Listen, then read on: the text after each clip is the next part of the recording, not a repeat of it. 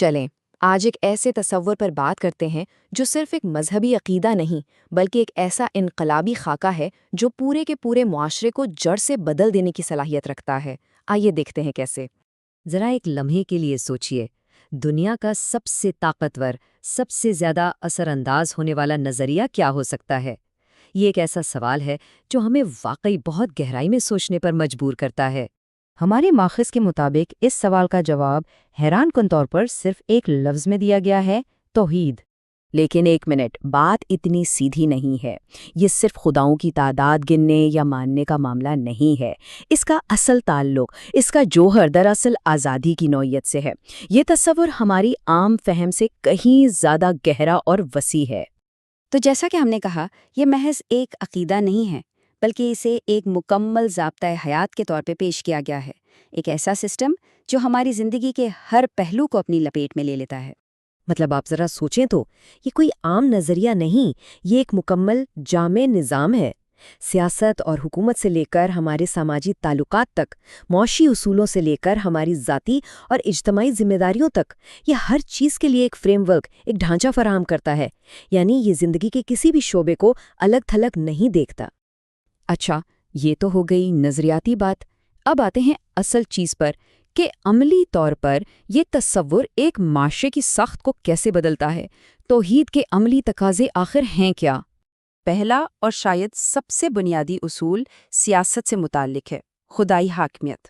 اس کا مطلب بہت صاف ہے کہ کوئی بھی انسان، چاہے وہ بادشاہ ہو، صدر ہو یا کوئی پارلیمنٹ، اسے دوسرے انسانوں پر حکومت کرنے کا مطلق حق حاصل نہیں ہے۔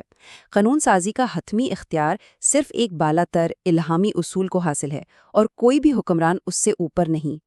دوسرا اصول معیشت سے جڑا ہے: المال مال اللہ، یعنی تمام دولت خدا کی ہے۔ اس کا مطلب یہ ہوا کہ انسان اس دولت کا اصل مالک نہیں بلکہ صرف ایک امانت دار ہے۔ ماخذ میں اس کی ایک بڑی دلچسپ مثال دی گئی ہے۔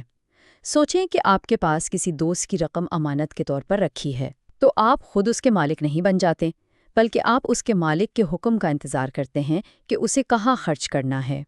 تو اب ہمارے سامنے دو بالکل الگ تصویریں ہیں۔ ایک طرف ہے انسانوں کی غلامی، جہاں اشرافیہ کی حکومت ہے، طبقاتی تقسیم ہے، ظلم ہے اور ناانصافی ہے۔ اور دوسری طرف ہے خدا کی بندگی کا تصور، جہاں برابری، انصاف اور انسانوں کی غلامی سے حقیقی آزادی کا وعدہ کیا جاتا ہے۔ اور یہ جو نظریاتی فرق ہے نا، یہ ہمیں ایک زبردست تاریخی واقعے کی طرف لے جاتا ہے، جہاں یہ دو دنیا، یہ دو سوچیں آپس میں ٹکرائیں۔ یہ کہانی ہے ایک قاصد اور ایک بادشاہ کی۔ ذرا منظر ذہن میں لائیے۔ ساسانی بادشاہ یزگرد سوئم کا شاہانہ عالی شان دربار۔ یہ اس وقت کی سپر پاور تھی جو اپنی دولت، طاقت اور شان و شوکت کے لیے مشہور تھی۔ ہر طرف ہیرے جواہرات اور ریشم و قالین بچھے ہیں۔ اور یہاں تضاد دیکھیں۔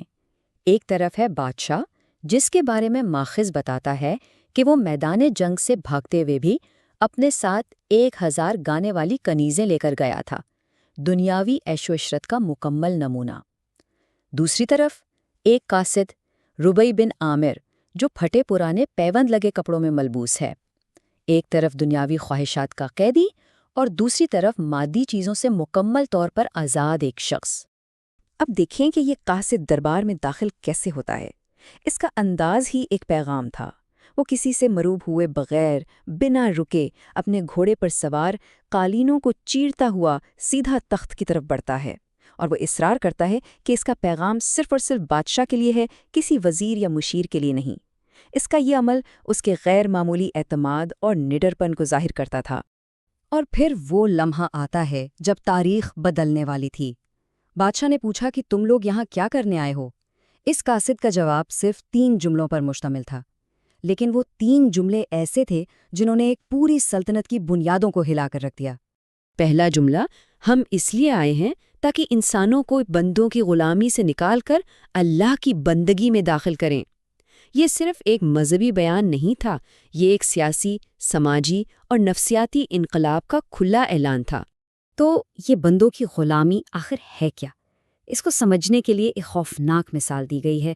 ایک بادشاہ نے ایک بوڑھے آدمی کے بیٹے کو صرف اس لیے آرے سے چیر کر 2 ٹکڑے کروا دیا کیونکہ اس نے جنگ سے چھوٹ مانگ لی تھی۔ یہ ہے انسانوں کا انسانوں پر مطلق بے لگام اور وحشیانہ ظلم۔ اور اس کے بالکل برعکس خدا کی بندگی کا کیا مطلب ہے؟ ماخذ ایک اور مثال دیتا ہے۔ ایک اسلامی معاشرے میں ایک عام بدو نے حاکم وقت کو تلوار دکھا کر کہا کہ اگر تم غلط راستے پر چلے تو ہم تمہیں اسی تلوار سے سیدھا کر دیں گے، اور اسے کوئی سزا نہیں ملی۔ یہ ہے حقیقی آزادی اور احتساب کا تصور۔ پھر قاصد نے اپنا دوسرا جملہ کہا، اور لوگوں کو دنیا کی تنگی سے نکال کر دنیا اور آخرت کی وسعت کی طرف لے جائیں۔ یہاں بات سیاسی اور سماجی آزادی سے بھی آگے بڑھ کر نفسیاتی اور روحانی آزادی تک پہنچ جاتی ہے۔ تو یہ دنیا کی تنگی اور دنیا کی وسعت، اس کا کیا معاملہ ہے؟ چلیں اس گہرے تصور کو سمجھتے ہیں، کیونکہ اصل انقلاب یہیں سے شروع ہوتا ہے۔ ضیق الدنیا یعنی دنیا کی تنگی، اس کا مطلب ہے ایک ایسی سوچ جہاں انسان کی پوری کائنات صرف دولت کمانے، لذت حاصل کرنے اور سٹیٹس بنانے تک محدود ہو جائے، اور ان چھوٹی چھوٹی چیزوں کو کھو دینے کا خوف اسے انصاف اور آزادی جیسے بڑے مقاصد کے لیے کھڑے ہونے سے روکتا ہے۔ یہ ایک نفسیاتی قید ہے۔ اور اس کے مقابلے میں ہے سیاست دنیا یعنی دنیا کی وسعت۔